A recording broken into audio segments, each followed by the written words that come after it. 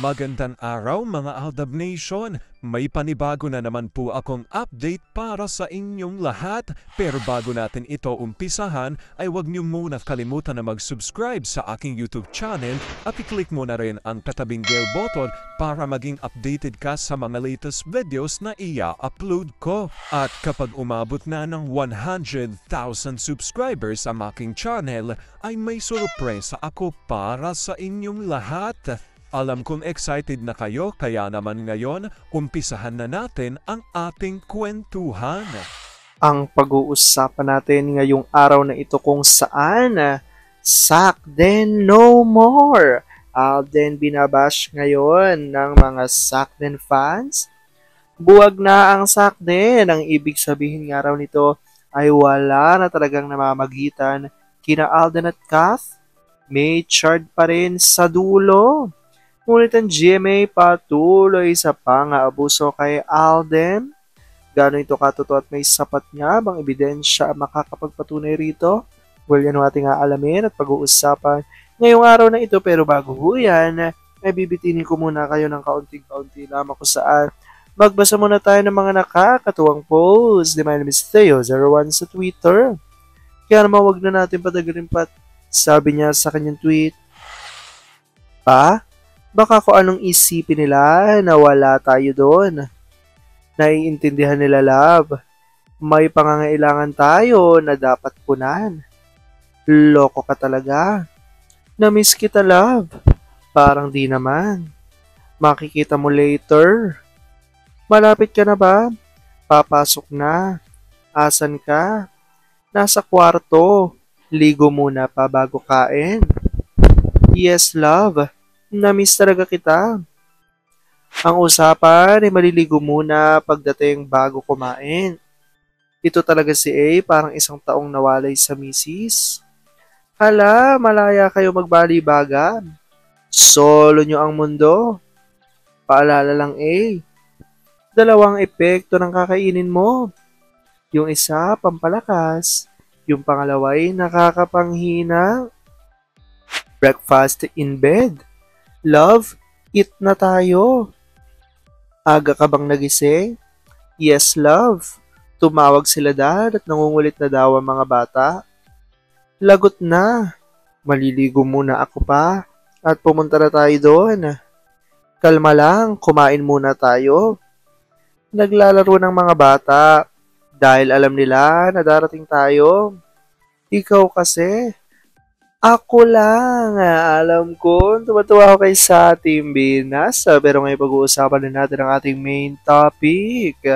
Oops, wait lang, saglit lang to. May ipapaalala lang ako para sa mga bago pa lang sa aking channel. Huwag niyong kalimutan na mag-subscribe sa aking YouTube channel at i-click nyo na rin ang notification bell para lagi kayong updated sa mga latest videos na i-upload ko at para maging parte na rin kayo ng aking Fanatics channel family. Well, alam pong super excited na kayo sa ating kwentuhan, kaya naman dumako na tayo sa ating main topic. Sakden No More na nga ba? Alden binabash daw ngayon ng mga Sakden fans. Ibig sabihin nito, buwag na ang Sakden at wala na raw talagang namamagitan kina Alden at Kath. Sigaw ng marami, may chart pa rin talaga sa dulo. GMA patuloy naman sa pang-aabuso kay Alden. Gano'n ito katotoo at may sapat nga bang ebidensya ang makakapagpatunay rito?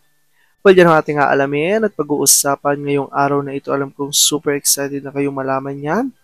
Kaya naman wag na natin patagalin pa. At unang-una na nga siya galing sa tweet mo na Vampire 2019 at ayon sa kanya, ang sarap lang balik-balikan ang movie na to ni na Alden at Meng. 2 beses ko itong pinanood. Isa dito sa Pinas at isa sa Amerika. Full pack ang theater, both continent. Grabe ang chemistry ng dalawa. Sa tingin ko, wala na makakapantay dito. Sabi ng ate ko, parang panahon daw ni Nora, Tirso at Vilma Edgar. Dito talaga nainggit ang ABS. Naging sakim ang GMA at mga tubyera. Ayaw magbigayan. Tinanggap ang offer ng ABS and the rest is history. Tignan nyo maging history na din ng mga tubyera soon, ang APT. Sagot ni Olive Kanayama. Pag-inggit na kasi ang pinairal, wala. Pasok pa ang greed, sira na. Pinairal pang kayabangan. Yan ang nangyayari ngayon sa mundo ng showbiz. Kaya nga, there's no business like show business full of monkey business. Aldab and Aldab Nation stronger together, Aldab pa rin. At dahil dyan, itong karevelasyon ni Larry 1973 at ayon sa kanya, binabash 3 days in a row si Alden ang sack din. Yet GMA Network, tahimik na tahimik, palibasay sila ng ABS-CBN ang nagpaasa sa mga ito. Tapos si Alden ang may kasalanan. Dahil ba walang ROI? Asan yung 1 billion na kinita ko, no? Alden pa rin. Sagot ni J.Lo.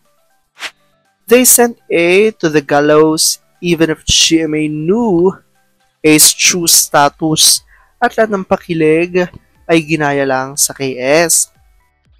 Hindi kung porket nagkatuluyan sa KS, magkakatuluyan din sa HLA.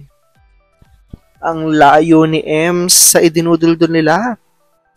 Yung ex mismo walang respeto. A is not stupid. Ipagpalit ng ginto sa tanso. By the way, what is A Score Aldenatics doing to defend him? Why is A being bashed?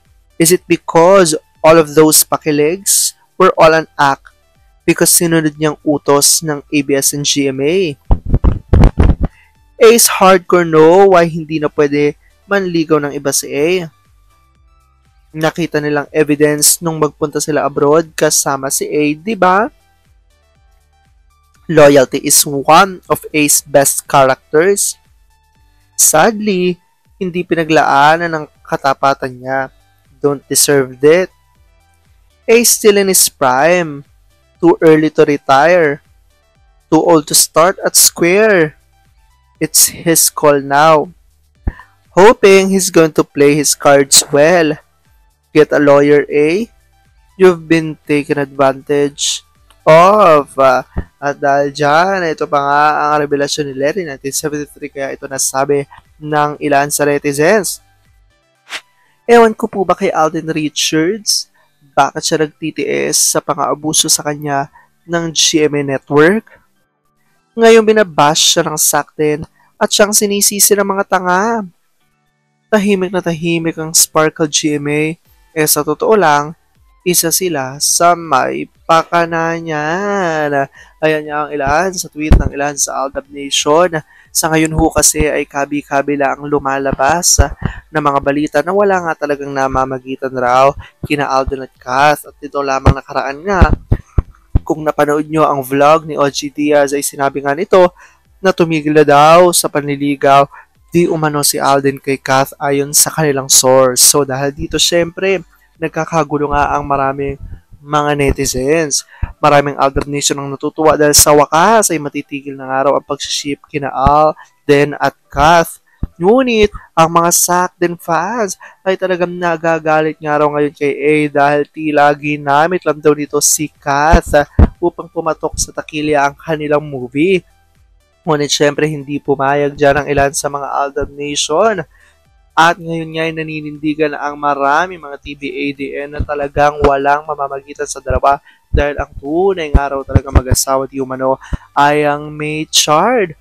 Well, comment down below dyan guys kung ano po opinion nyo patungkol dito. Alam ko dahil dito marami pa rin sa inyo mas lalo ngayon kumakapit at naninindigan na Aldab nature is real. Pero sabi nga natin na kahit ano pa man na magdesisyon ni na Alden at Meng sa kanilang buhay, karera at buhay pag-ibig, kailangan natin sila supportan, kailangan natin ito tanggapin ng buo dahil yun ang kanilang deserve. At yun ang aking update for today's video. Maraming salamat mga Aldab Nation. Ingat!